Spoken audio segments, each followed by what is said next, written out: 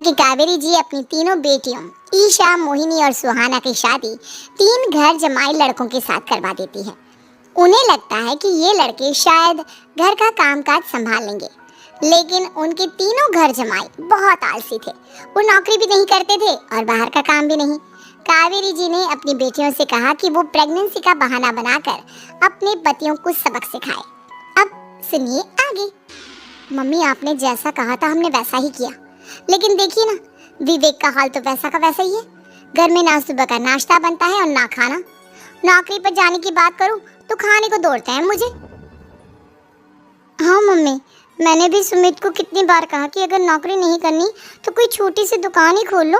घर का खर्चा कैसे चलेगा? देखो दोपहर के 12 बजने आए और जनाब अभी तक सो रहे हैं। हाँ मम्मी, ईशा और सुहाना ठीक कहती हैं। अविनाश का भी यही हाल है। जब मैंने अपनी प्रेगनेंसी के बारे में कहा तो मुझसे कहने लगा, अरे दूसरी लड़कियां तो 9-9 महीने तक नौकरी करती है, बस डिलीवरी के टाइम छुट्टी लेती है। मोहिनी, तुम भी नौकरी करो। अब मुझे कहाँ नौकरी मिलेगी? मम्मी बताओ अब मैं क्या करूँ?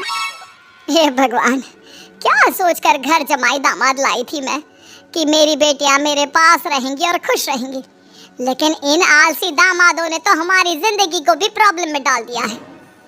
मैं तो कहती हूँ मम्मी, हम लोग वापस अपनी जॉब पर जाना शुरू कर देते हैं।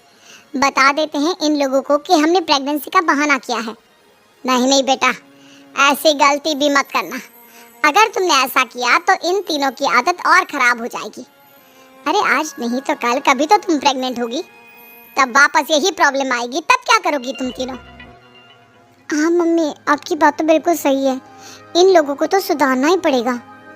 लेकिन कैसे? अपने बच्चों के आने की खबर सुनकर भी इन लोगों पर कोई असर नहीं हो रहा।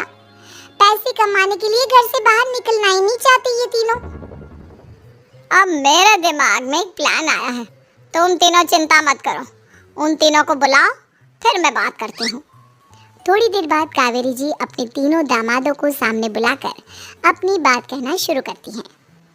अविनाश, सुमित और विवेक, देखो बेटा, मैं ना तुम तीनों से बड़ा प्यार करती हूँ, इसीलिए तो तुम्हें घर जमाई बना कर रखा है मैंने।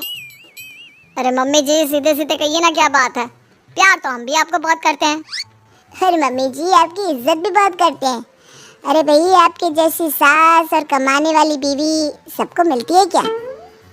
हाँ मम्मी, विवेक और सुमित ठीक कह रहे हैं। आपकी बेटी से शादी करके मेरी तो जिंदगी ही अच्छी हो गई है। जानती हूँ मैं, और ये भी जानती हूँ कि तुम तीनों अपने अपनी बीवियों से बहुत प्यार करते हो। बेटा, बात ऐसी है कि हमारे कुल गुरु ने कहा है कि प्रेग्नेंट होने के बाद मेरी तीनों बेटियां शुरू के 4 महीने हमारे गांव में जाकर रहेगी, जहां मेरे चाचा जी रहते हैं। अरे लेकिन क्यों मम्मी, गांव में जाकर रहने की क्या जरूरत है इन तीनों को? वो क्या है ना बेटा, हमारे परिवार को एक श्राप है। अगर मेरी बेटियों ने यहाँ पर बच्चा पैदा करने की कोशिश की तो उनके बच्चों को कुछ भी हो सकता है। इसलिए अब से लेकर 4 महीने पूरे होने तक इन्हें गांव वाले घर में रहना पड़ेगा। हाँ तो इसमें प्रॉब्लम क्या है मम्मी जी? हम भी वहाँ जाकर रहेंगे, पिकनिक मनाएंगे। अरे भाई, बीवी जहाँ हम भी वहाँ। हाँ यार, आइडिया तो बहुत अच्छा है। शहर की जिंदगी में रह रहकर परेशान हो चुके हैं, अब कुछ दिन गांव में बिताएंगे। तुम लोग समझने की कोशिश क्यों नहीं करते? तुम में से कोई भी वहाँ नहीं जा सकता, और मैं यहाँ रहूँगी ना तुम तीनों के साथ। 4 महीने की तो बात है, उसके बाद ये तीनों ही लौट कर आ जाएंगी। ठीक है मम्मी जी, अब हमारे बच्चों का सवाल है तो ये तो करना ही पड़ेगा। कावेरी अपनी तीनों बेटियों को कुछ दिन के लिए घर से बाहर कहीं दूसरे शहर में रहने के लिए भेज देती है। कुछ दिनों के बाद, अरे मम्मी जी, बहुत दिन से पिज्ज़ा नहीं खाया, मंगवाइए ना। क्या बताऊं बेटा, पहले तो बेटियां खर्चा दे देती थी क्योंकि उनकी नौकरी थी, लेकिन अब तो मेरे पास पैसे ही नहीं बचे। थोड़े बहुत पैसे हैं जो बच्चों की डिलीवरी में काम आएंगे। लेकिन मम्मी जी, आपकी बेटियों को वापस आने में तो अभी बहुत वक्त बाकी है। वही सोच सोच कर परेशान हो रही हूँ। सोच रही हूँ कल से दूध भी बंद करवा देती हूँ।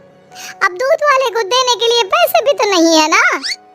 अरे नहीं नहीं मम्मी जी, अगर दूध भी बंद करवा दोगी तो मुझे चाय कहाँ से मिलेगी? और चाय के बिना मैं तो मर ही जाऊंगा। क्या करूं बेटा, इसके अलावा हमारे पास कोई ऑप्शन नहीं है। मेरे पास पैसे ही नहीं बचे। इस तरह कावेरी जी धीरे धीरे अपने तीनों दामादों को पैसे देना बंद कर देती हैं और घर में खाने पीने की चीजें लाना भी बंद कर देती हैं। अब वो तीनों बुरी तरह से परेशान होने लगे थे और इसलिए एक दिन तीनों प्लान करके घर से बाहर निकलते हैं और बाजार में जाने के बाद यार अच्छा खाना खाए हुए कितने दिन हो गए, पता नहीं कब अच्छा खाना मिलेगा। हमारी बीवियों के जाने के बाद तो हमारी हालत भिखारियों जैसी हो गई है यार। कुछ भी हो, मुझे तो आज पिज्जा खाना ही खाना है। जेब में 1 रुपया नहीं है और पिज्जा खाएगा, कहाँ से आएंगे पैसे? अरे देख वहाँ सामने बोर्ड पर क्या लिखा हुआ है, कंप्यूटर पर काम करने के लिए एक आदमी की आवश्यकता है। भाई मैं तो जा रहा हूँ, काम करूँगा और शाम तक पैसे लाकर आराम से पिज्जा खाऊंगा। जा जा, तुझे कोई काम नहीं देने वाला, हम तो घर जा रहे हैं। चल भाई सुमित और अविनाश वहाँ से चले जाते हैं और विवेक उस कंप्यूटर शॉप पर सारा दिन काम करके 5,000 रुपये कमा कर घर लौट कर आता है और अपने खाने के लिए अच्छी अच्छी चीज़ें भी लेकर आता है। ये देखकर विवेक और सुमित के दिल में भी कुछ पैसे कमाने की इच्छा जागती है। अरे सुबह सुबह कहाँ चल दी है तुम? मम्मी जी एक बहुत अच्छी जगह मिली है, कंप्यूटर पर काम करने के 5,000 मिले थे कल मुझे। अगर रोज काम करूँगा तो पूरे 40,000 की तनख्वाह। अरे वाह, ये तो बहुत अच्छी बात है दामाद जी, आपको जाना ही चाहिए। सुमित और अविनाश विवेक को इस तरह तरक्की करते देखकर परेशान हो जाते हैं और वो दोनों भी काम की तलाश में निकल पड़ते हैं। धीरे धीरे उन दोनों को भी काम मिल जाता है। अब कावेरी के तीनों दामाद छोटी मोटी नौकरी करके अच्छा पैसा कमाने लगे थे। एक दिन कावेरी उन्हें अपने पास बुलाती है। अरे वाह, विवेक 40,000 कमा लेता है, अविनाश 60,000 और सुमित तुम भी 40,000 के आसपास कमा ही लेते हो। कुल मिलाकर तुम अच्छे खासे पैसे कमा रहे हो बेटा। हाँ मम्मी जी, बहुत मजा आता है जब महीने के एंड में मोटी रकम हाथ में आती है। पूछिए मत मम्मी जी, घर में रहकर रोटी बना बना कर और तो जैसा महसूस होने लगा था मुझे तो। हाँ बेटा, तुम तीनों की बात तो बिल्कुल ठीक है और जानते हो अब तुम तीनों की पत्नियां भी वापस लौट कर आने वाली है। लेकिन मम्मी जी अभी तो उन्हें गए सिर्फ 2 महीने हुए हैं, आपने तो कहा था वो 4 महीने के बाद लौट कर आएंगी। ऐसा कुछ नहीं है बेटा, मैं सिर्फ तुम तीनों को सबक सिखाना चाहती थी कि आदमी घर में बैठकर बीवी की कमाई खाता हुआ अच्छा नहीं लगता। इस दुनिया में हर इंसान को मेहनत करनी चाहिए, काम करना चाहिए, चाहे वो औरत हो या आदमी, ताकि अपने परिवार को संभाल सके। कावेरी की बात सुनकर उन तीनों को अपनी गलती का एहसास होता है और कावेरी उन्हें सच बता देती है कि ईशा, सुहाना और मोहिनी शहर में ही कहीं दूसरी जगह रह रहे थे। शाम के वक्त उन तीनों की पत्नियां लौट कर आ जाती है और कावेरी जी का परिवार एक खुशहाल परिवार की तरह रहने लगता है।